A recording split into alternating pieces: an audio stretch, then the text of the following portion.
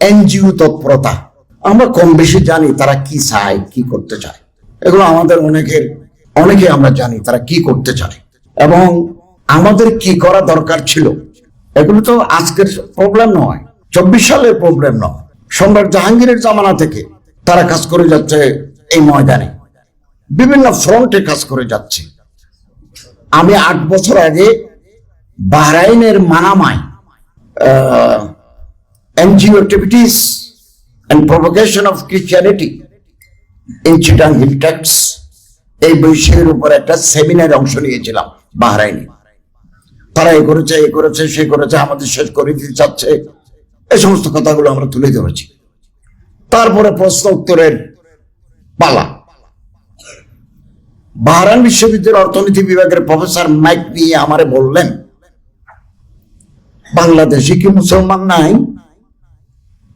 7 সমুদ্র 13 নদীর পার থেকে ডক্টর অলসন যদি কক্সবাজারের মালুমঘাটে আসি, লক্ষ লক্ষ মানুষকে খ্রিস্টান বানায় ফেলে। 20 বছর আগে, 1965 সালের আগে একজনও খ্রিস্টান ছিল না।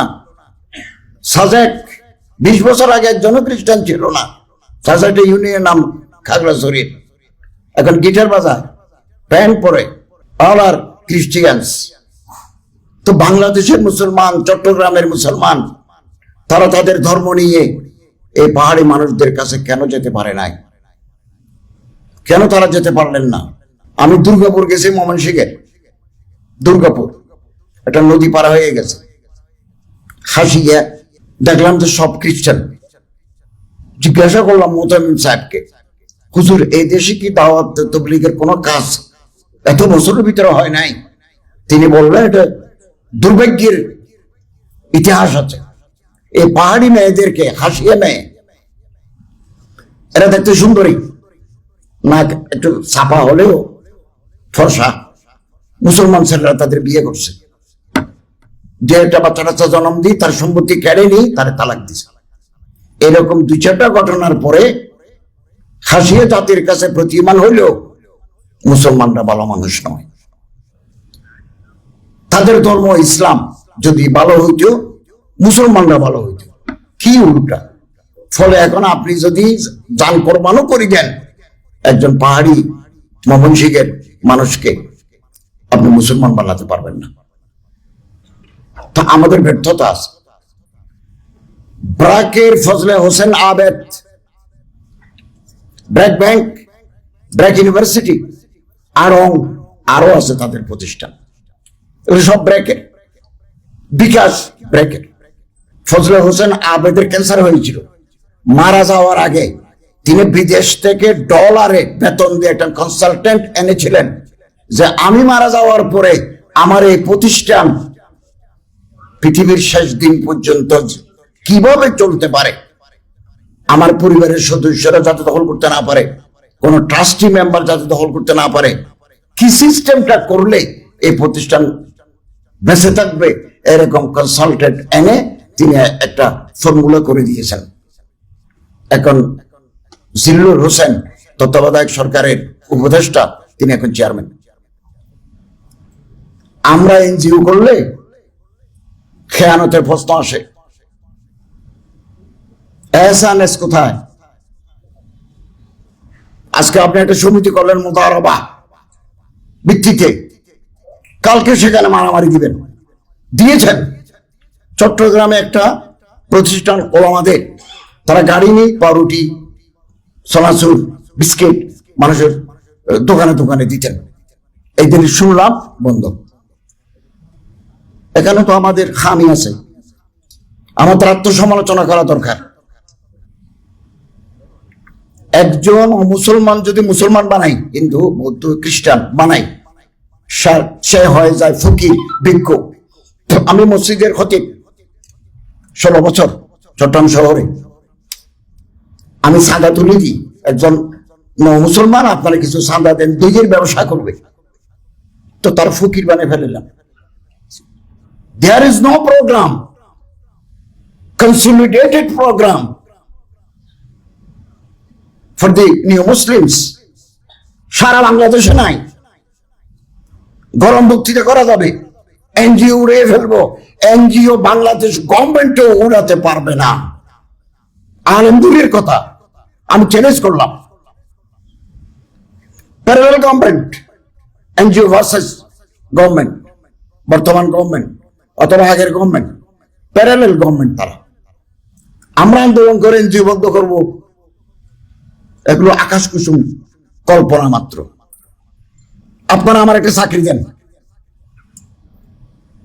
বিএ পাস, একজন Hindu, BA first class, computer জানে, ইংরেজি জানে, তার বেতন দিতে হবে 40,000।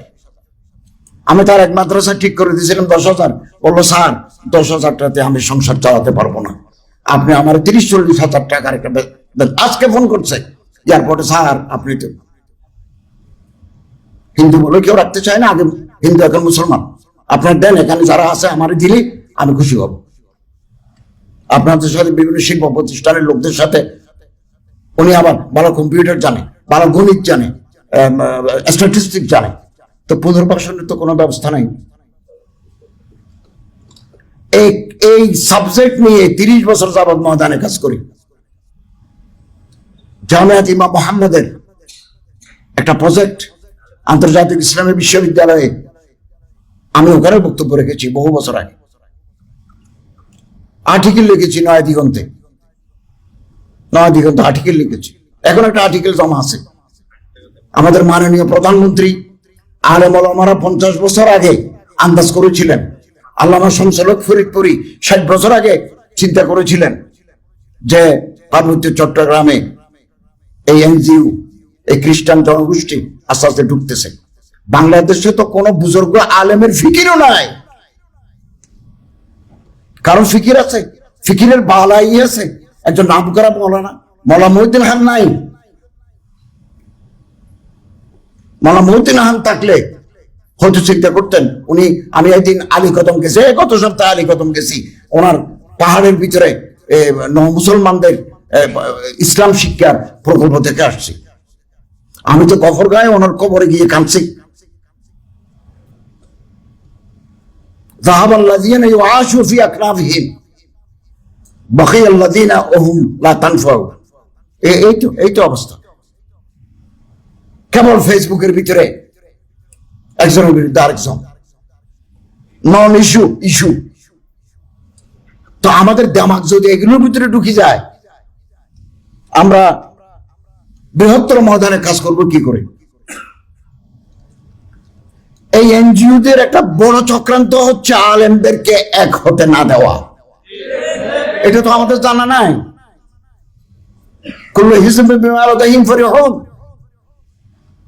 আমার কাছে একটা রেকর্ড আছে যে আলেমরা তাদের মধ্যে যে বিরোধ আছে, এই বিরোধগুলো চাঙ্গা করে দেওয়া। সামান্য একটা ইস্যু নেই দেশ দুনিয়া, যাতে তারা এনজিওর বিরুদ্ধে, খ্রিস্টান চক্রান্তের বিরুদ্ধে কোনো কথা তারা ঐক্যবদ্ধ হতে না পারে। এগুলো তাদের একটা চক্রান্তের অংশ। আলহামদুলিল্লাহ সচেতন নাগরিক সমাজ, মৌলানা আবরার ভাই, প্রফেসর মুক্তার সাহেব, শেখ আহমদুল্লাহ সাহেব, তারপর সাইফুল্লাহ ভাই, নদী সাহেব, আপনারা ডাক দিয়েছেন, আমরা লাভদায়ক বলার জন্য তৈরি আছি। আমি মনে করি আজকের এই সেমিনার আমাদের যাত্রা শুরু করবে নতুন ভাবে। প্রতিটি জেলায় জেলায় আমরা মানুষকে অ্যাওয়ারনেস, সচেতনতা তৈরি, গণসচেতনতা তৈরি। আলেমদের কিন্তু পায়ের তলায় মাটি আছে। আলেমরা হচ্ছে সামাজিক শক্তি, নিউক্লিয়াস অব দ্য সোসাইটি। প্রতিটি আলেম কোনো না কোনো মসজিদের খতিব, কোন মসজিদের ইমাম, অথবা কোন মাদ্রাসার খাদেম হিসাবে আছেন। জনগণের সাথে ওনাদের সম্পৃক্ততা আছে। এই জনগোষ্ঠীকে যদি এনজিও, দেশ বিরোধী তৎপরতা, ধর্ম বিরোধী তৎপরতা নিয়ে আমরা ইউনাইটেড করতে পারি, এই সামাজিক শক্তি কেবল এনজিও নয়, রাষ্ট্রীয় শক্তিকেও চ্যালেঞ্জ করতে পারবে। আমাদের দায়িত্ব জেলায় জেলায় এরকম সচেতনমূলক সেমিনার হোক।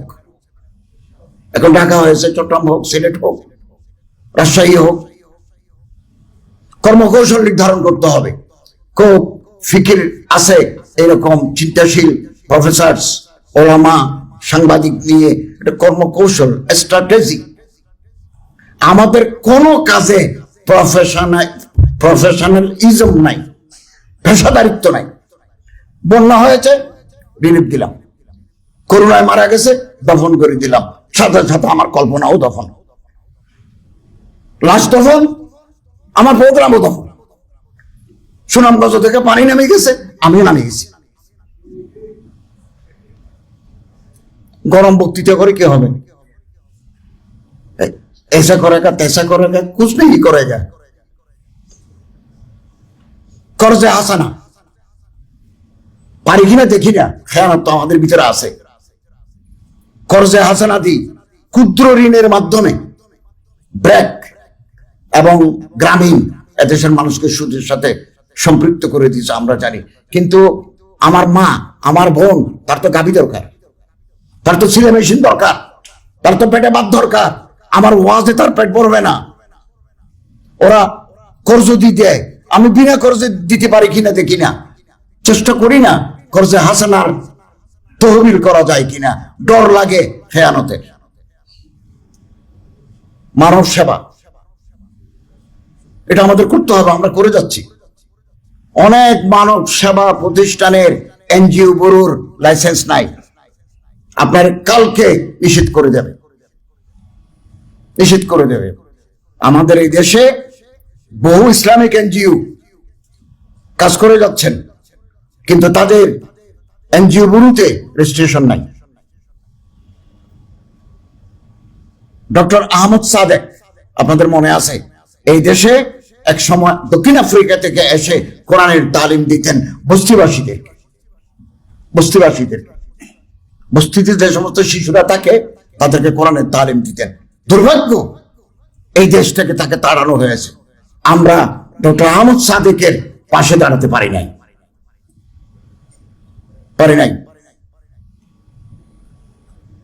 এবং এই এনজিও গোষ্ঠী ব্র্যাক ইউনিভার্সিটি, অবাক করা কথা, আমাদের সংস্কৃতি, আমাদের তাহজিব, আমাদের তমদ্দুন একেবারে শেষ করে দেওয়ার জন্য ব্র্যাক আধা জল খেয়ে মাঠে নেমেছে।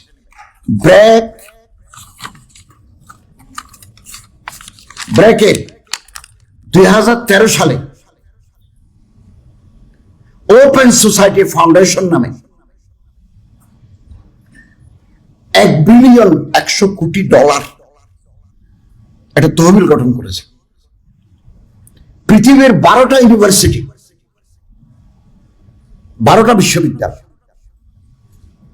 তারা মনোনীত করেছে, এর মধ্যে একটা বাংলাদেশের ব্র্যাক। এবং যৌন প্রজনন স্বাস্থ্য, যৌন শিক্ষা, মাসিক হলে এটাকে বয়ঃসন্ধি বলতেছে। মাসিক যদি হয়, যুগ যুগ ধরে আমার দাদি নানির জমানা থেকে মাসিক হাইজ হলে, মাসিক ঋতুস্রাব হলে নিচে যে একটা কাপড় লাগাইতে হয়, একটা প্যাড লাগাতে হয়, এগুলো ক্লাস 6, 7, 8, 9 পড়াতে হয় না, এগুলো অটোমেটিক জানে। বিয়ে করি, বাসর রাতে বউ নিয়ে ঘরে আসলে ক্লাস 9 কি পাঠ্যসূচি রাখবে, তুমি এই করবে, তুমি সেই করবে, তুমি এই করবে। বাসর রাতে কি করতে হয় এগুলো সবাই জানে। এখানে যারা বিয়ে করছে তারাও জানে, যারা করে নাই তারাও জানে। এই টাকা দিয়েছে জর্জ সরোস, যার বাড়ি রোমানিয়া। তিনি ইহুদি, তিনি দিয়েছেন টাকা। এবং এখন আর ওই শব্দ বদলে ফেলছে, শব্দের আড়ালে আগ্রাসন। এখন বলে LGBTQ+, তাদের নতুন ষড়যন্ত্র। এগুলো আমাদের জানতে হবে, পরীক্ষায় প্রশ্ন দিতে হবে, মাদ্রাসার পরীক্ষায় প্রশ্ন দিতে হবে। এল মানে লেসবিয়ান, নারীতে নারীতে যৌন সঙ্গম, লেসবিয়ানিজম। আল ফাইলুল মাফউলা বিহি, লেসবিয়ানস। গে বাংলাদেশে গে ক্লাব আছে, পুরুষে জানা। পুরুষে জানা। গে ক্লাব ঢাকা, গে ক্লাব চিটাগাং, গে ক্লাব কুমিল্লা, আপনি গুগল চার্জ দেন, সুন্দর সুন্দর সুন্দর ছেলেদের নিয়ে আপনি বুক করবেন। এগুলো এনজিওরা করে যাচ্ছে আমাদের দেশে। ইন্নাকুম লাতাতুন রিজালা শাহওয়াতান দুনান নিসা, কোরআন শরীফে আছে না, শাহওয়াতান দুনান নিসা, এইটা তারা করতেছে। এদের নাম গে, এল জি বি, বাইসেক্সুয়াল, উভয়কামী। যেদিকে যেদিকে লাইন পাই, চিত্র পাই, ওদিকে খাম বানাই দেয়। এরা হচ্ছে বাইসেক্সুয়াল। Transgender, LGBT. ট্রান্সজেন্ডার মানে শরীফ থেকে শরীফে। এই ব্র্যাক বিশ্ববিদ্যালয়ের এক ছাত্রী হুসিমিন, ছাত্র ছাত্র ও ও হুসিমিন, আরো আরেকজন আছে। হুসিমিনের ছবি দেখলাম। হুসিমিনকে ইস্ট ওয়েস্ট ইউনিভার্সিটিতে ডাকছে জেন্ডার ডিসপ্যারিটির উপর বক্তৃতা করার জন্য, লিঙ্গ বৈষম্য। ছাত্ররা আলহামদুলিল্লাহ, আমরা যাদের কলেজে পড়াই, আমরা যারা বিশ্ববিদ্যালয়ে পড়াই, আমি ইন্টারন্যাশনাল ইসলামিক ইউনিভার্সিটিতে পড়াই, উলুমুল কোরআন দারাসাতুল ইসলামিয়াতে পড়াই, ফার্মেসিতে পড়াই, টেলিকমিউনিকেশনে পড়াই, জিরি মাদ্রাসায় হাদিস পড়াই। তা আমাদের বিচরণ সব জায়গায়। কলেজে প্রফেসরি করছি 26 বছর। আমাদের জানা আছে খানা কোথায় থাকে, কোন গার্তের ভিতরে সাপ থাকে, কোন গর্তের ভিতরে মাছ থাকে। ইস্ট ওয়েস্ট ইউনিভার্সিটির ছাত্ররা বললো না হুসিমিন আসতে পারবেন। তো আমি হুসিমিন প্রোগ্রাম বাতিল করতে তারা বাধ্য হলো। এই হচ্ছে আন্দোলন। আপনি সচেতন করবেন, আন্দোলনের ডাক দিবেন, বন্ধ হতে বাধ্য। আমাদের দেশে এই এনজিওরা আমাদের পাঠ্যপুস্তকের ভিতরে শরীফ থেকে শরীফে ঢুকে ট্রান্সজেন্ডার ঢুকে দিছে কৌশলে। ডারউইনের বিবর্তনবাদ ঢুকে দিছিল। জনগণের আন্দোলন ফলে এই দুটো বই, দুটো প্রবন্ধ বাতিল ঘোষণা করা হয়েছে। অথবা আন্দোলনের বিকল্প নাই। আন্দোলন মানে মারামারি নয়, সংঘবদ্ধ প্রয়াস। ট্রান্সজেন্ডার হচ্ছে একজন মানুষ শরীফ, আমার নাম শরীফ, আমি পুরুষ, আল্লাহ আমারে পুরুষ বানিয়েছেন, কিন্তু আমি মনে মনে ভাবলাম আমি আজ থেকে শরীফিয়া। আমার দাড়ি সাজি মোস্টস ফেলে দিই, ঠোঁটে লিপস্টিক লাগিয়ে দিলাম, শরীফিয়া হয়ে গেলাম। লম্বা চুল মেয়েদের মতো করে রাখলাম, কপালে একটা টিপ দিলাম, কালো একটা ব্লাউজ দিলাম, সাদা একটা শাড়ি পরলাম, মেয়েদের মতো হিল, হাই হিল স্যান্ডেল পরলাম। এরপরে কলকাতা যাই, ইনজেকশন মারি, হরমোন চেঞ্জ করে ফেললাম। এখন কথা বলবে মেয়েদের মতো ছোট ছোট করি। আমার পুরুষের মতো বড় গলা নাই। কি চক্রান্ত এদেশে, কি চক্রান্ত! আমি আপনাদের জজবাত, আপনাদের খেয়ালাত এর প্রতি আমি সম্মান জানাই, জিহাদের ডাকের প্রতি সম্মান জানাই। তো সব বদলাই ফেললো, গলার কণ্ঠও বদলে গেছে, কিন্তু কাপড়ের ভিতরে যে নুনু আছে এটা বদলানো যায় না। এটা কি করে বদলাবেন? এটা তো খোদা দাঁত। এই যে LGBTQ সফল হবে না, আমরা সফল হতে দেব না। তো নুনু কোথায় নিবে? এখন নুনু যদি কাটি ফেলে যে আমি নুনু রাখবো না, আল্লাহ যে আমারে পুরুষ বানাইছেন আমি খুশি নাই, আমি শরীফিয়া, শরীফ থেকে শরীফা। তো ওইটা কাটি ফেললেন, কাটি ফেললেও কি ফায়দা? ওখানে কি ফরজ করা যাবে? ফরজ মানে কোষাদা করলেন, তো ওখানে কি কোষাদা? তোমার কি জরায়ু আছে? তুমি কি বাচ্চা নিতে পারবে? বাচ্চা নেওয়ার তো সুযোগ নাই। হ্যাঁ, কথা খুব মারপ্যাচ। একটা কথা খেয়াল করবেন, এই শয়তানরা করছে, একটা হচ্ছে ট্রান্সজেন্ডার, একটা হচ্ছে থার্ড জেন্ডার। থার্ড জেন্ডার মানে হিজরা, খুনসা, মুশকিলা। আল্লাহ তাআলা জন্মগত ভাবে ওনার শরমঘাতে ত্রুটি দিচ্ছেন। জকরও পুরা নাই, ফরজও ঠিক নাই। এখন জকরও খিদমত আঞ্জাম হয় না, ফরজ দিয়েও কিছু হয় না। এটা একটা জটিল শারীরিক প্রতিবন্ধীর নাম হিজরা। হিজরাদের মাদ্রাসা আছে কামরাঙ্গীর চরে, বিভিন্ন জায়গায় হিজরাদের নিয়ে নয়াদিগন্ত উপসম্পাদকীয় লিখছে। হিজড়া আমাদের বোন, হিজড়া আমাদের সমাজের অংশ, তাদের পুনর্বাসন করা হোক, নো ডাউট, কোনো আপত্তি নেই, তাদের পুনর্বাসন করা হোক, তারা সরকারি সাহায্য পাবে। কিন্তু ট্রান্সজেন্ডার কোনোদিন থার্ড জেন্ডার নয়। এরা পুরুষ, মেয়ে এসেছে, মেয়ে পুরুষ, স্যার মেয়ে একটা দেখছি আমেরিকাতে পড়ে, সে চেহারা দেখে আন্দাজ করা যায় না ছেলে না মেয়ে। প্যান্ট পরছে, শার্ট গায়ে দিছে, টাই পরছে, ছোট ছোট ছোট, খুব ভালো করে তাকাইলে বোঝা যায় যে মেয়ে। ও মনে মনে ভাবতেছে, না আমি আজ থেকে পুরুষ। তুমি আজ থেকে পুরুষ পাইবে? তোমার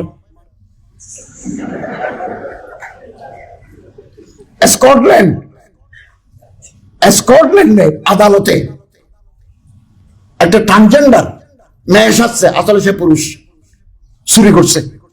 চোর যেমন ভালো মন্দ সব জায়গার ভিতরে চোর আছে, চোর ট্রান্সজেন্ডার ভিতরে চোর আছে, ট্রান্সজেন্ডারের ভিতরে চোর আছে। তো ধরা পড়ছে, আদালতে সাক্ষী প্রমাণ দিয়ে পুলিশে চার্জশিট দিছে, আদালত তার 3 বছর জেল দিল। এখন তো সে মেয়ের পোশাক তারে দিছে ফিমেল ওয়ার্ডে, কয়েদিদেরকে মেল ওয়ার্ড, ফিমেল ওয়ার্ডে দিছে। 6 মাসের ভিতরে 9 জনকে গর্ভবতী করে দিছে। ও তো নুনু আছে, তো নুনুর তো হেকমত আছে, নুনুর কাজ আছে, কাজ একবারে ঠিক মতো জেলখানার মতো করে দিছে। সারা স্কটল্যান্ডে আন্দোলন, প্রাইম মিনিস্টারকে পদত্যাগ করতে হয়েছে, পদত্যাগ করতে হয়েছে।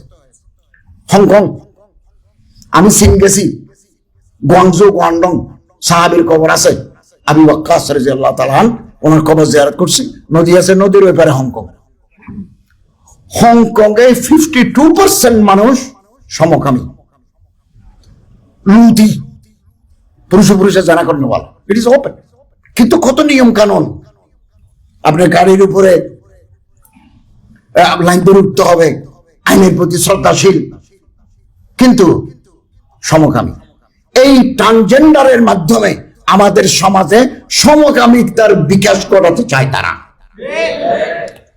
কুইয়ার, সন্দেহকামী, প্লাস আরো যত বিকৃতি আছে, খুব খেয়াল করবেন, মনে রাখবেন, তারা একটা আন্দোলন করতে যাচ্ছে খুব গোপনে গোপনে। আমরা মসজিদের খুতবার ভিতরে এগুলো বলবো, মসজিদের ওয়াজের ভিতরে বলবো, পাবলিক ময়দানে আমরা বলবো, লিখবো, যারা সংবাদপত্রের সাথে যুক্ত। আমাদের সংবিধানের সেকশন 377 লেখা আছে, বিয়ে হবে নারী এবং পুরুষের ভিতরে, অপোজিট সেক্সের ভিতরে, একজন মেয়ে একজন পুরুষের ভিতরে বিয়ে হবে। বিয়ে কোনোদিন সেম সেক্সের ভিতরে হতে পারবে না, আমাদের সংবিধানে লেখা আছে। তারা এটাও পরিবর্তন করতে চায়। আমরা সংবিধানের এই ধারা পরিবর্তন যাতে না হয়, আমাদের সচেতন থাকতে হবে। ভারতে কয়েক বছর আগে ইন্ডিয়াতে একটা পুরনো মামলা ছিল, এক ছেলে বলতেছে আমরা আরেক ছেলেকে বিয়ে করব। এটা জজ court, high court, supreme court কি অ্যাপিলেট কোর্টে গেছে। মিস্টার রঞ্জন গগৈ, বাড়ি আসাম, প্রধান বিচারপতি, তিনি অবসর নিচ্ছেন। তিনি যাওয়ার সময় আইন করে দিচ্ছেন, কেউ যদি ছেলে নিয়ে খুশি থাকতে পারে, তোমার অসুবিধা কি? ওকে, আমরা ইনশাআল্লাহ আজিজ বাংলাদেশে আমাদের সংবিধানের যে মৌলিক বিধান আছে, এর ভিতরে সমস্ত শয়তানি আমরা ঢুকাতে দেব না ইনশাআল্লাহ। অতএব এই যে আমাদের মাননীয় প্রধানমন্ত্রী বলেছেন, আমি খুব খেয়াল করেছি, পূর্ব তিমুরের মতো পার্বত্য চট্টগ্রামে খ্রিস্টান রাজ্য হবে। মরো একটা জাতি আছে 17,000 মানুষ, মরো। বম আরেকটা জাতি আছে 17,000, মরো আছে 21,000। এদের ভিতরে বাইবেল তর্জমা হয়ে গেছে 17,000 মানুষের জন্য। বম্বের জন্য বাইবেল, অল আর খ্রিস্টান। এবং নাথান বম ঢাকা বিশ্ববিদ্যালয়ের ছাত্র, তারা একটা খ্রিস্টান রাজ্য করবে। আমি এদের খাগড়াছড়িতে ও আমাদের একটা কনফারেন্সে বলেছি যে পুরো কোরআন শরীফ তো আমরা তর্জমা করতে পারবো না। What is Allah, who is Muhammad, what is Islam, what is ইমান, এইরকম ছোট ছোট বই বম ভাষায়, চাকমা ভাষায়, টিপ্রা ভাষায় তর্জমা করে তাদের ভিতরে আমাদের দিতে হবে। এই কাজ তো বাকি। একমাত্র আল্লামা শামসুল হক ফরিদপুরি রহমতুল্লাহ আলাইহি বাংলাদেশ পাকিস্তান হওয়ার পরে লোক পাঠিয়েছেন পার্বতী চট্টগ্রামে যে খ্রিস্টানদের একটু তৎপরতা দেখা যায়। মৌলানা মনিরুজ্জামান ইসলামাবাদী ভারতের বা বাংলাদেশের চট্টগ্রামের, উনি ডক্টর শহীদুল্লাহকে আসাম পাঠিয়েছেন যে ওখানে এনজিও তৎপরতা চলছে।